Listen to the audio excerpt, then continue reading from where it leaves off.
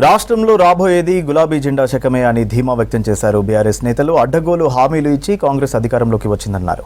అధికారంలోకి వచ్చిన ఏడాది కాలంలోనే అన్ని వర్గాల ప్రజలను ముప్పుతిప్పలు పెడుతోందన్నారు. విద్యార్థుల ప్రాణాలు పోతున్నా పట్టించుకోకుండా ప్రభుత్వం చోద్యం చూస్తోందని విమర్శించారు బీఆర్ఎస్ నేతలు. రంగారెడ్డి జిల్లా కొత్వాల్గూడలోని ఎకో పార్క్ ఆర్కిటెక్చర్ ఎన్నటికీ చెదిరిపోని విధంగా ఉందన్నారు బీఆర్ఎస్ వర్కింగ్ ప్రెసిడెంట్ కేటీఆర్. అందమైన గార్డెన్లు, వాటర్ పాండ్లు, విభిన్న ఆకృతుల నిర్మాణాలతో పార్క్ ఉందంటూ హెచ్ఎండిఏ చేసిన పోస్టును కేటీఆర్ ఎక్స్లో రీపోస్ట్ చేశారు. పార్కు తీరును చూస్తుంటే ఎంతో సంతోషంగా ఉందన్నారు కేటీఆర్.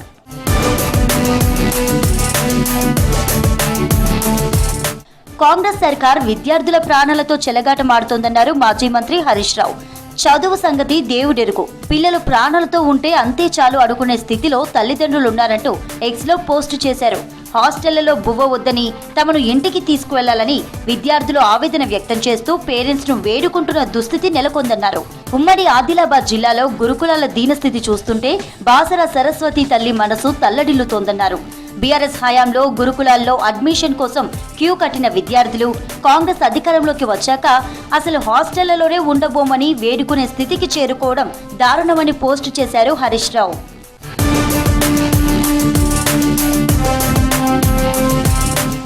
అక్రమ కేసులకు భయపడే ప్రసక్తే లేదన్నారు ఎమ్మెల్సీ కవిత. కేంద్రాన్ని ఎదురించి ప్రశ్నిస్తే బీజేపీ కేసులు పెడుతోందని, రాష్ట్రంలోనూ కాంగ్రెస్ అదే చేస్తోందని ఆగ్రహం వ్యక్తం చేశారు. నిజామాబాద్ లో పర్యటించిన కవిత తెలంగాణ తల్లి విగ్రహం దగ్గర రోడ్ షో నిర్వహించారు.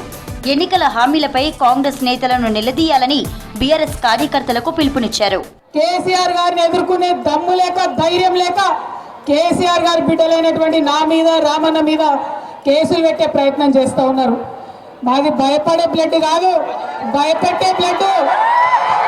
అసలు ఎట్టి పరిస్థితిలో భయపడేదే లేదు.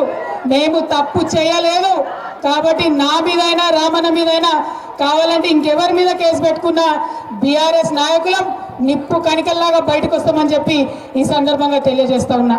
సిద్దిపేట జిల్లా కొమురవెల్లి మల్లన్న కళ్యాణానికి మరింత ప్రచారం కల్పిస్తే బాగుండేదన్నారు బీఆర్ఎస్ ఎమ్మెల్యే పల్లా రాజేశ్వరరెడ్డి, మాజీ మంత్రి మల్లారెడ్డి. సంతాప దినాలు అంటూ మంత్రులు స్వామివారికి పట్టు వస్త్రాలు సమర్పించలేదని చెప్పారు. కొమురవెల్లి మల్లన్న ఆశీస్సులతో తాను ఎదిగానన్నారు మల్లారెడ్డి. కొమురవెల్లి మల్లన్న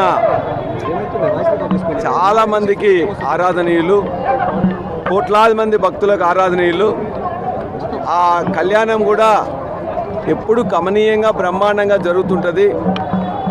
ఈసారి సంతాప దినాలని చెప్పేసి మంత్రులు కూడా రాలేదు. ఏదేమైనా ఎప్పుడు ఏ విధంగా జరుగుతుందో అలానే జరిగితే బాగుంటుంది. కొమురవెల్లి మల్లన్న అంటే మా కులదైవం. నేను ఇప్పుడు 72 సంవత్సరాలు ఉన్నా.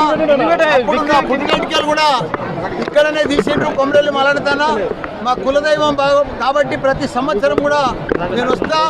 కొమురవెల్లి మల్లన్నను ఏది కోరుకున్నా అది సక్సెస్ అవుతున్నాం. కాబట్టి అందరూ కూడా మన తెలంగాణ రాష్ట్రం కూడా మంచి అభివృద్ధి చెందాలి.